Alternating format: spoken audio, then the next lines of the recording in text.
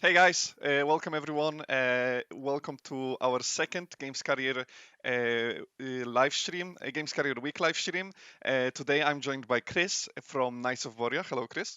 Hey, how's it going? So we're going to be discussing with Chris his sort of journey of getting into the industry, his journey through Transfuser as well, which will be quite exciting. But before that, just a quick reminder, I posted in chat, there is an enterprise pathway session, information session happening quite soon. So if you click the link through, that's been sent in chat, you can register, and there is just around 18 places left. So if you want to find out more about that, certainly, well, click the link, get registered, and gather some information. Right. So, Chris, Mhm. let's get started. How are you today? First of all, how are you feeling? I'm real good, yeah. Awesome. I've just got some work to do in the background, like after this, but other than that, I'm pretty much on a clean set. Yeah, that's a game day of life, isn't it? Yeah, There is always something that's on the back there's, burner, always waiting there, there's waiting, always more tasks. yeah, It's just waiting to sneak up on you. All the back burner stuff comes in yeah, crashing.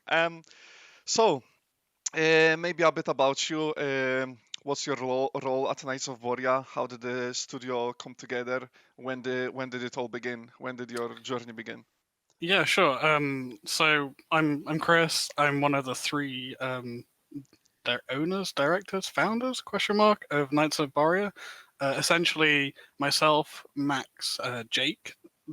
We all came together in the third year of our uni, Falmouth Games Academy, and we decided, we're just gonna.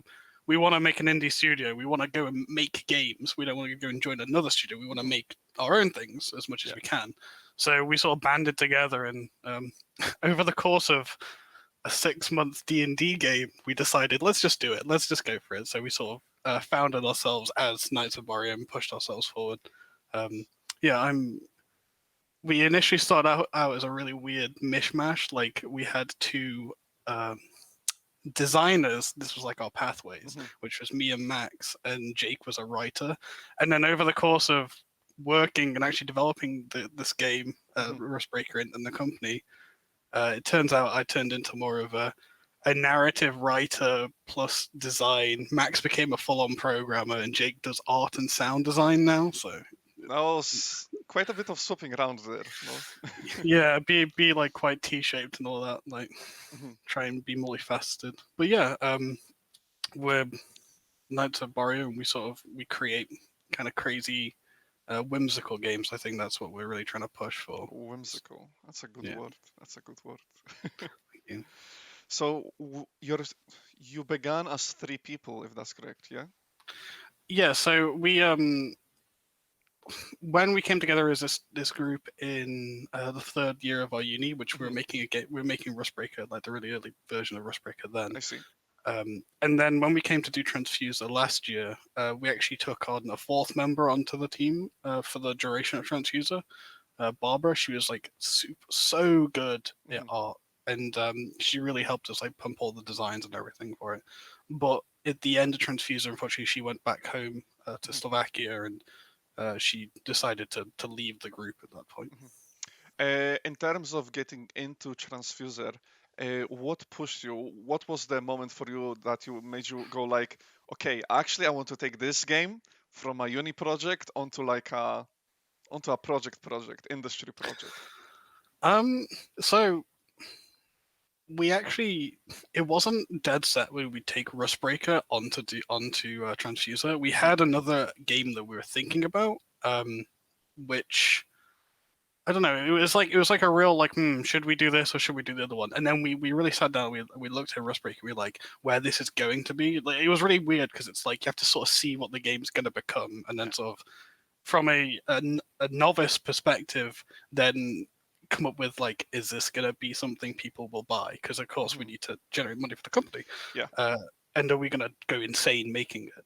And we were like, no, we could do this. We can definitely do this. So it was sort of like it was that, and we also really fell in love with just learning as we were making it, if that makes sense. Because there were so Hmm. many new things that we were creating in Rustbreaker at the time. It was just like, whoa, this is really fun. It's really cool. So it was sort of like a bit of passion mixed in with like some sound advice from our tutors as well. They were like, I see. Okay, cool. So when you entered Transfuser, maybe you can talk me through how it was starting it and finishing it, and what did you sort Yeah. of what did you sort of gain throughout Uh, the journey through so the minute you said starting it, oh my god, my head just went straight back to all that paperwork, and I was just like, like when like you just go to a bad place. I was like, no, it's fine. I'm kidding. It's not that bad. it? I learned how to handle a lot of paperwork and admin really quickly Nice. because I was the team leader.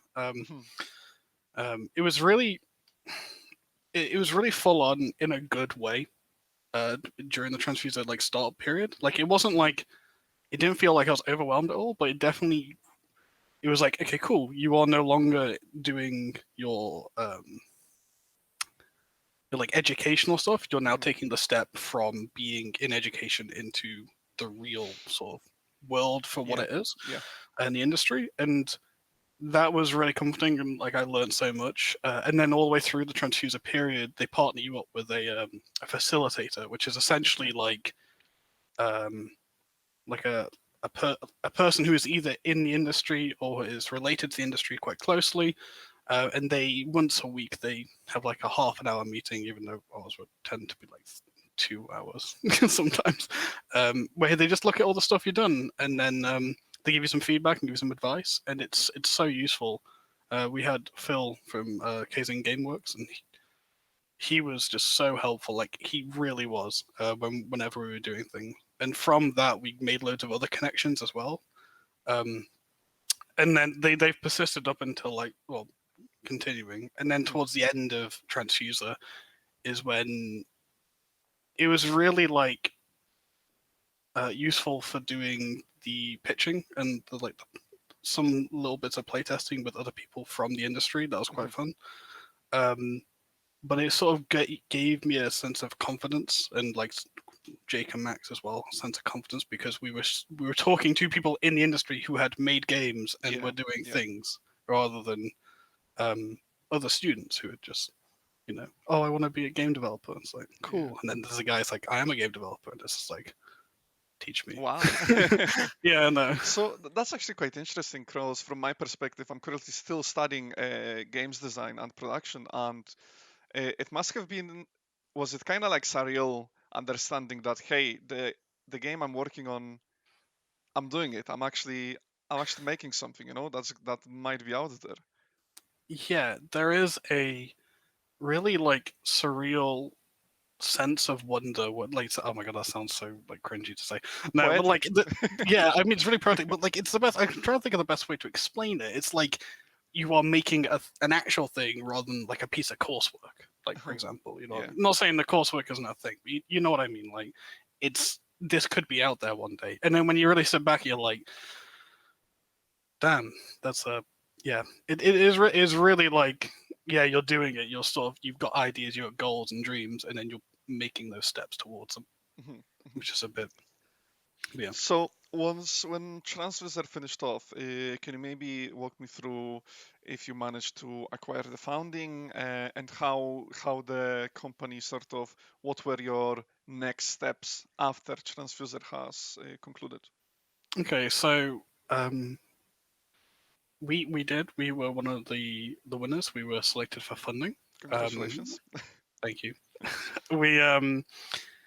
We then used that. We've sort of split that funding into segments over the course of the last couple of months, and we can continue to develop work on Rustbreaker as we've been going. Mhm, It it sort of became this part where, again, when I said like at the start of Transuser, there was this point where it became like we were education going into this new sort of like industry thing into the real world, and there was like stepping like process there, which was kind of really crazy and really nice as well at the same time. There was another one at the end of Transuser when we became like from whatever sort of mid realm that Transfuser exists in into we are now an actual company. We have yeah. like an accountant having to pay salaries. That was it was both stressful and really really like enjoyable in a Mhm, weird way because it's like you're doing it. You're actually doing it. yeah. We set something out and we're doing it. For the game itself, um, it saw a lot of like long-term thinking in the beginning, at least. We and also redoing of our pitch, like pitch documents, because Mhm. we used the pitch that we did to the Games Fund. We reuse that and change it based upon which publisher we were talking to at the time. Um, and it was a real like long thinker as well, like and setting up systems for the future. So a lot of back end stuff was then redone, and we went back into some really old spaghetti code and detangled that. I see. But it was really, I don't know, it's a weird sort of like norm now, whereas Mhm. before I guess it was like not so. What I'm hearing is that like it's almost shocking that what you've been doing as a uni project went on to being like a job. Because I think when you mentioned the fact that yeah, you had an accountant, now you're paying salaries, um, and I think at that point it really hits you that this is actually my job. I'm actually making a game and I'm making money Yeah, out of it. You know. Um, yeah, 100%. Like even saying it sounds weird. I remember ringing up my dad and telling him, and I'm just like, I don't really know what changes now apart from is this normal? And he was just like, I have no idea what life you are living. And I was just like, you know, yeah, oh, it definitely does. It does hit, and you're like, this is weird, but also great because you're doing what you love. yeah, that's amazing. That's amazing. I think that's one of the huge drivers for game industry that it's something that consists of so much passion. You know, there is so much passion in the game industry, and any student. That's a reason I suppose people go for Tranzfuser in the first place. You create a project and you really believe in it, right? And you want to see it go forward because you invested time in it and you love it and you want to work on it. You know. Yeah, definitely. Like I really agree with that. Like with Transuser, because like when we were actually coming up to create the team and the company and push Rustbreaker as a thing, we did have some other we had like other options we could have taken apart from Transuser, but it was like I mean last year it was just this whole one thing, whereas this year it's being split up into three different points. What we essentially did last year is the enterprise version that's going on this year, the enterprise route, and it was that because it was pretty much showcased and advertised the same way. In fact, I'd even consider it more concentrated now than this year. But what we wanted to make, we didn't want to just be like, "Hey, here's a game." We really wanted to double down and make an actual company. And a lot of the other options weren't really about that. They were like, "Come and do this education thing, and you can work on your game." It was just like we want to We just become an want to indie make the game. company. Yeah. Yeah. Um, and Transuser really offered that, so that was really Mhm. cool. That's awesome. So you had I don't want to say easy, but you had quite a straightforward way of staying afloat because the opportunity of Transfuser actually kickstarted you off into the development. Yeah. Have you, as a studio, have you had to look into other opportunities such as maybe Yes. Kickstarter, Patreon, or whatever is was felt suitable for your project? Oh, sorry, I misunderstood at first. We have a couple of ideas. Like one of the things that we definitely want to do, and we have been gearing up for, Hmm. is we really like a publisher because just we have a lot longer left on the game as what we want to create.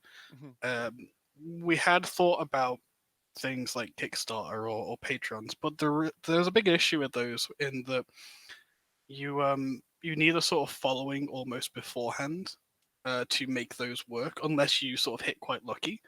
Um, so yeah, we have, however, thought of ways to keep the company afloat as Hmm. opposed to just continue work on trans because as continue work on Rustbreaker because Rustbreaker is this big sort of like jewel we're working on, and we have had things that in the past have been quite successful from game jams and things like that. Smaller games that could be pushed out in like a quicker time. So we're moving forward. We're definitely looking at maybe we should release a couple of really smaller, almost like bite-sized titles really quickly, and then generate some interest, and then use that potentially to continue the development of the larger game Rustbreaker.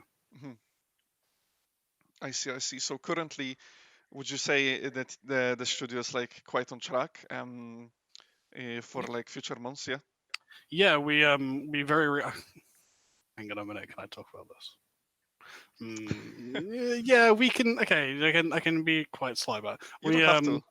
No, it's cool. I kind of love talking about it. It's Mhm, we very recently started talking with a very knowledgeable person in the industry, and he's offered, sorry, yeah, he's offered sort of like assistance and advice mhm, in certain matters, and that comes with a bunch of other things and like connections, and just those mhm. connections alone were just like we just sort of stopped what we were doing. We're just like, yes, this is amazing. You know, everything. It's like, oh, the doors open. It's just, yeah, cool. Stars Well, aligned.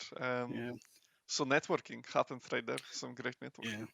In terms of like 2021, obviously it's probably similar in ways as it was for you, but also different. Is there any advice you would give to people who are looking into enrolling, especially like during the pandemic, like from your experience?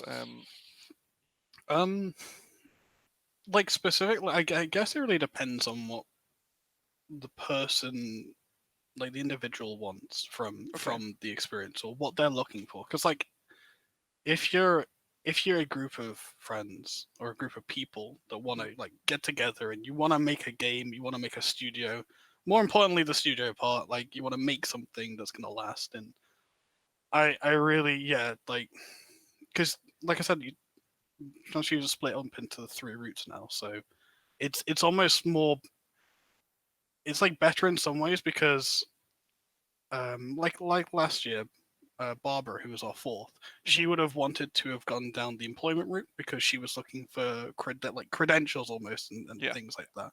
Um, she was looking for the possibility to get a job later on, whereas myself, Max, and Jake, we wanted to make the studio. So it was, there wasn't really a definition for that last year. But Mhm, my advice for people is, if you please don't like cringe or anything, but like if you actually really want to do it, if you really have that dream, like really go for it. But you're gonna need that drive because you're up against some stiff competition in quite a lot of ways. mhm, Like, um, and yeah, but just really give it a your all because I mean, Transfuser's there to help, right? Like you got all these facilitators and everyone that you can talk to. Like mhm, they have connections that you can also use, and those are probably worth more than, because like if you get last year when you got accepted, there was a 5,000 grant that you were given mhm, just for getting into the competition and being accepted. Like I would argue, this can sound very strange, but I would argue that the connections we made within the transfuser period and have continued to now make based from that time It's a were snowball effect. Yeah. yeah, were probably more worth more than that initial money that was offered. Yeah. Yeah. Um, Can't put a so price yeah, on connections you have with no, people, you right? really Yeah. can't. But Absolutely. yeah, I would say just like really, really pursue it. Mhm, And don't, if you're seeing this and you're thinking, I don't have the best team. Like I don't, say you've got I don't know, you've got a designer that can't design levels very well or mhm, something. Like that doesn't really matter. Like it's just like as long as they really want to do it and they really mhm, go for it. Because and you also work well as a team. If you've got really good communication skills and a really great pipeline, everything will be absolutely like fine and ace. Because I've seen teams of people who are like in other situations that have been like, we're going to cherry pick all the best people and put them together, and then they fall apart mhm. because they don't connect well. So Yeah, you have to create a sort of like team identity, all right? yeah, I'm sure if I'm sure there are teams that sort of are being collected together and they work well, but like you said, it's important that you can work together, right? Working together and maybe also like being friends are also like different things because uh, with work you have to put your head down and really stick to the schedule and be on track with things, right? Um, yeah. yeah, I wanted to also maybe take it back in terms of timeline a little bit once again, and a bit more advice, but this time to yourself, like what would you have done differently? Is there anything you would have changed Uh, in how you went about going through Transfuser? okay, so specifically on Rustbreaker, it's gonna have no sense to anyone listening, maybe, but like it's just to me. I would have been like, Chris, I'd have grabbed myself by the face, shake me, and be like, "Don't put music on every scenario. Don't do it." Um, and that has caused me my like loads of mischief and mither. But like to myself, like back in going back in like general terms and towards Tranzfuser, probably yeah. I would say don't like it's gonna sound so like stereotypical, but like don't worry so much. Don't let it get you down. Like so, there are certain things where it's like you fret over things Hmm. and so you don't. It's like the worry of something makes you unable to do the thing Yeah. until like the last minute. Like no, it's fine. Everything's chill. Like there's a lot of scary like coming into the this like world of game design and development. There's this worry that everything's so scary and it's like oh what's this? Ooh, who are you? And it's they're just people. That's it. You can talk to most people quite easily. And you can you can work on random things quite easily. It's just yeah, just that. Like not get so worked up over like, oh my god, I've never spoken to a publisher before, and then you speak to one, and it's just like, They're actually a hey, human how's being. yeah, it's like, hey, how's it going? And it's just like, yeah, okay. I would that's my advice to myself. And I, that and music. I think that's a great advice. I actually feel like the very, very specific advice people give is something that many people can relate to.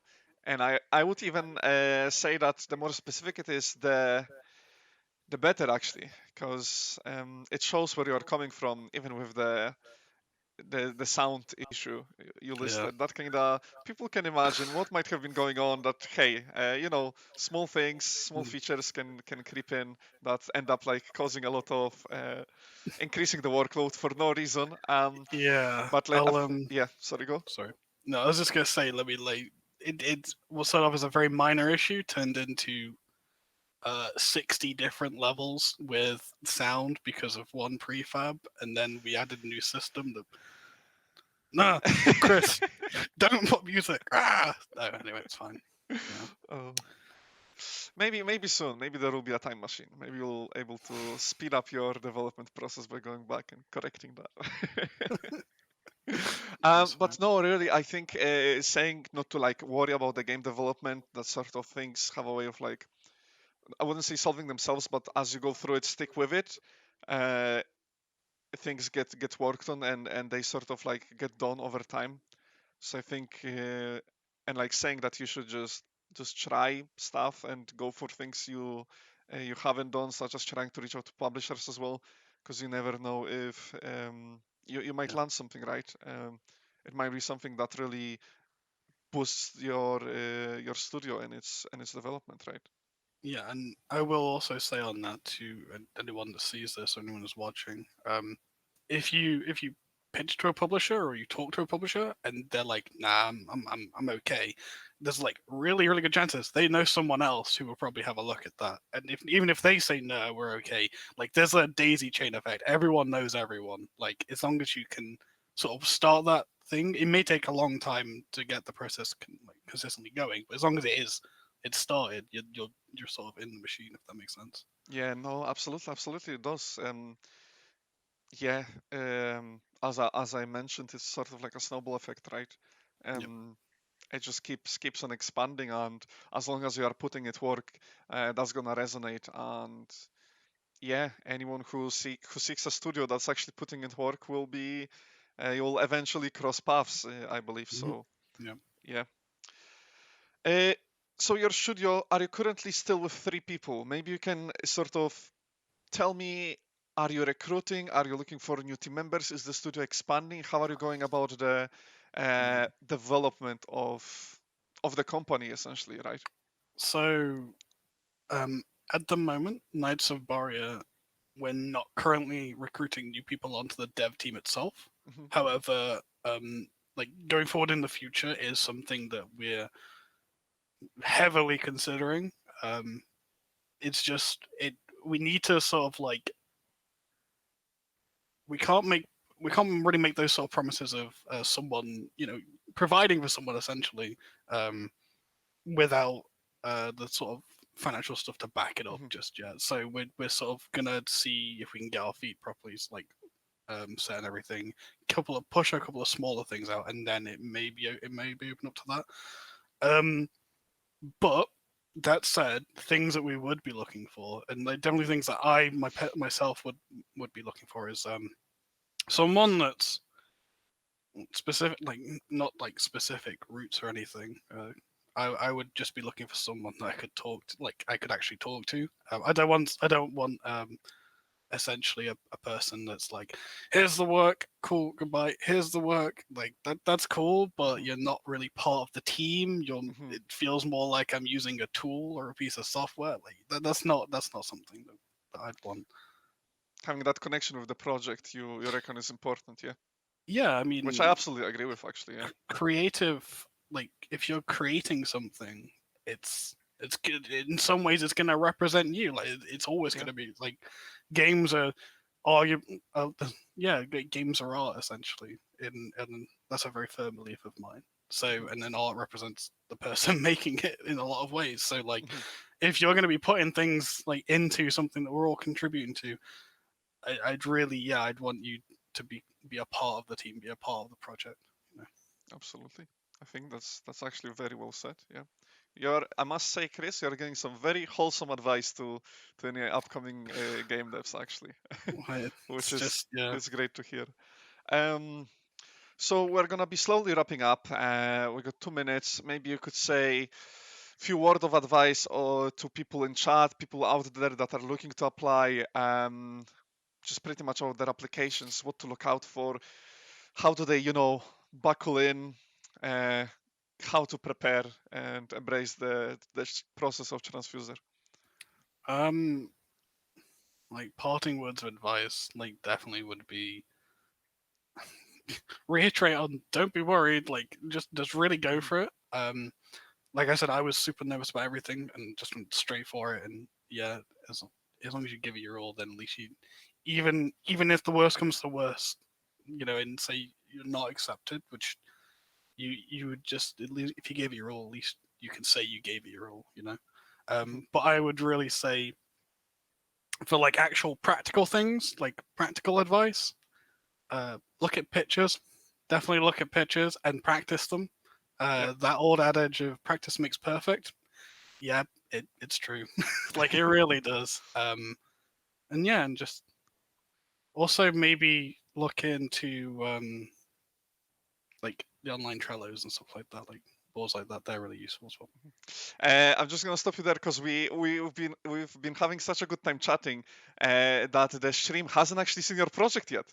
So Oh, yeah, oh God. we've been we've been speaking so Um, much about yeah. It was such a good chat. So I'm gonna put up some videos. We're gonna just talk over it for the next few minutes to give you an idea what the Knights of Boreas project Rasbreaker is and what it's about. Right, all right. here we go. So we get There we go. So, maybe you can walk us through what are we looking at? What's the game about? What is your project aiming to be at the end of the day? So, Rust Breaker was this sort of blend of like Mad Max meets FTL. You pilot a thing we call a trawler across this wasteland of like a crazy world, and we really just wanted to take elements of FTL that we really liked and just really change them and add our own thing to it. So, for example, we give you the ability to create your own ship and Mhm. everything, but it's not a ship; it's like a land trawler, and we really wanted to have almost like a micro colony when you were playing. So you can see here someone's building a trawler using beds and things like that and putting in the engine blocks, making sure everything connects up as you can see with the doors. Because it's really important because when you actually get into play, you'll have these little pawns that run around and for example, the guns, you need a person to run ammo from the ammo room to a gun room. And then Mhm. when you have these massive battles, you can see you can just see them working away. And we really wanted to sort of create this experience for a player to be this sort of captain of a crazy like ramshackle rig. Um, Mhm. It's we almost like had building a tank tycoon game because you mentioned like uh, some AI, I suppose, running around in yeah in those sections. Also, when I saw it the first time back at Protoplay, I was quite impressed by its depth for what it is. When yeah you are zoomed out, it just seems like some building blocks, right, from top-down view. But when you zoom in, you realize every single one of these blocks has a purpose, and yeah you need to be sort of tactical in the ways you place them around, right, for it to yeah. work. There's there was a lot of issues early on, and actually showcasing here there's a lot of like um when we first really started making it, there were some issues where people would make trawlers or like rigs or without connecting everything. So you'd have like Mhm, three guns connected to a hallway that's got no ammo, and then it just wouldn't work. But like there is like a real big element of strategic play to it because the certain rooms that are more powerful have got a different shape, so they're harder to plug into your vehicle mhm. and things like that. But yeah, like you can play it quite casually and just auto crew everything, just have all your guns shoot random, like shoot automatically, or you can take time to slow things down and take manual control of the guns and just manually like set your people to do what they're doing, and then you can do it. You can sort of really pick apart enemy trawlers, and we added this way to acquire like you see here the setting Mhm. the different changes of the guns. Yeah, We added a way to with the end of a battle, depending on how many what rooms are left on an enemy trawler that weren't destroyed before it like died, they get added into like a lotto pool that you get to pull from and then select one of three. So if you were playing this more like strategically and slowly, you could essentially dissect an enemy trawler because you want a very certain block, for example. I see. I see. So you can really be smart about Mm. the way you play. We actually got a question in the chat asking about the game engine, so more on the technical side of development. Sure. Are you willing to share those those secrets Okay. of the game? Yeah, that's fine. I can't really talk about like super in depth scripts because that's Mac's side of things. I do know quite general and broad Yeah, stuff of it I though. think the question was just So about the engine. What was the game essentially developed on? so we're using Unity Mhm, to create it, and then we a lot of like the post processing was originally done with the post processing package in Unity, but then we updated to Universal Pipelines. So that's a lot of like the visual side of things. mhm. I see. Awesome, awesome. As for the I'm not sure if it's relevant, but Mhm. does the game consist of any lore, or is it just a matter of Yeah, tactical funky tank building? so I'm actually really happy you brought that up and asked it because There I'd you go. completely forgotten about it. There is a really expansive lore to it, like in because Nice. myself, Jake and Max, we love creating worlds. Like I said, Yeah, we came together as friends for D&D. yeah. We love creating worlds like that. And there is just this massive sheet of like when I say crazy, I mean it's like ridiculous. It's just like why does this happen? Like in a stupid way, it just does, Mhm. but it's kind of funny as well. And there is just a massive sheet of lore. And what we do is we're like, okay, cool, this is a massive timeline. Let's now cut this up into different pieces, and then random encounters will happen. Because like when you saw earlier in this video, there was the world map like of this biome, or like here we go, this is a world map. Yeah. You can see there are some of the actual parts in it are different events. One of them is a random narrative event.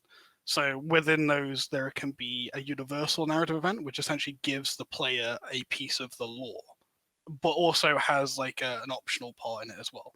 So, for example, this isn't a spoiler. There is one um, thing that tells you about the very origins of a certain type of enemy faction, Mhm. and if you get this event, you get given like three different options, and all three of them will give you different parts of that origin lore. So it like encourages you to play it again and have a look again. But each one will also award you a different part from that faction, like a high tier room. Awesome. That's really cool.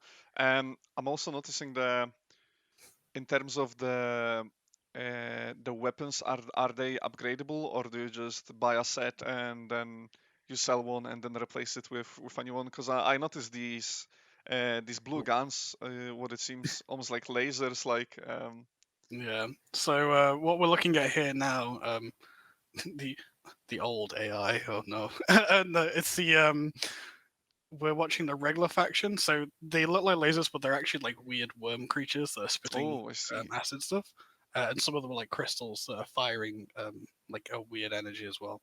So with the weapons, the idea is that in certain shops you can purchase a upgraded version of the weapons you have, Mhm, like moving forward. But this won't just be like, it won't be like a straight linear upgrade system for every weapon. It'll just be mhm, like, okay, you can get a reinforced version of XYZ weapon. I Um, see. but the idea that we really want to push is you are scavengers and you are pulling apart enemy trawlers for your weapons, and Mhm, we really want to see like crazy mishmash, like crazy like patchwork trawlers come up. So, for I example, with see. the Wrigglers, which we just saw, which were Mhm, purple, um, if you break them up and get their guns, and then you stick them on your trawler, suddenly you got a purple room, and there are like there are four different biomes at the minute, and they mhm, all have different colors. And then there's a special faction that only appears every now and again, which has also got like a really weird, vivid color scheme. mhm. So if you get a really lucky run where you get really crazy amounts of different ones, you can have like this like collage of different rooms, which would be kind of cool. I see. Okay, that's awesome. Right, thank you so much for the walkthrough on your game. Anyone who would like to play it, I believe, if you type exclamation mark Knights of Borria, it's gonna take you to the project link. I'll post it right after we enter the short break screen. Chris, thank you so much for the all the advice. Really wholesome. It was so nice to chat with you. We completely forgot about the gameplay because Yeah, I know, we right? are so invested in the conversation, which is great. It shows the information you're providing is actually really useful, and it was great to chat to you. If you want to say Cheers. any shout outs, any few anything to add. Well, there is. I will just add that we do have a version up on itch, Hmm. which you're like welcome to like play and download and stuff. But it is outdated by quite a little bit. We are putting together a more updated sort of demo version of the game, which we're pushing out in like I want to haphazardly say 2 weeks. So I don't know if Okay, you want to get the well, new ones. with that in mind, then make sure you follow the Knights of Borria Twitter, and you'll get an update whenever that's out. Yeah, at Borria. All right, cheers. Okay, thank you so much for chatting with me today. Take care now. It was a pleasure. Right.